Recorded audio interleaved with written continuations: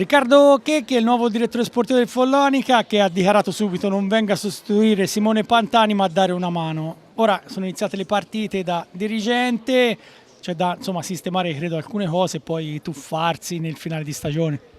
Beh sì, intanto vorrei salutare ancora Simone perché effettivamente ce l'ho nel cuore e questo conferma quello che ha appena detto. Intanto comunque devo cominciare anche a conoscere un po' tutti meglio perché sinceramente parlo un po' in generale.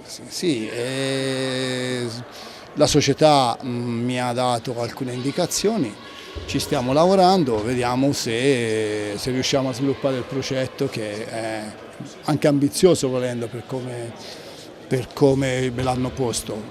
Ovviamente c'è sempre un occhio di riguardo a quello che è la fucina, il settore giovanile dell'Hockey Follonica che lo dimostra da anni che va avanti con quello.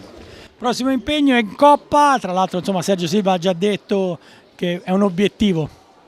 Sì, è uno degli obiettivi dell'Hockey Follonica che è ancora in corso con tutti e tre gli obiettivi che ci sono con la Coppa Italia. A questa affronteremo una squadra solida, una squadra che sta facendo anche bene, con dei giocatori interessanti da tenere d'occhio e lo stanno dimostrando. Adesso affrontiamo questa squadra qui e poi dopo penseremo agli altri obiettivi.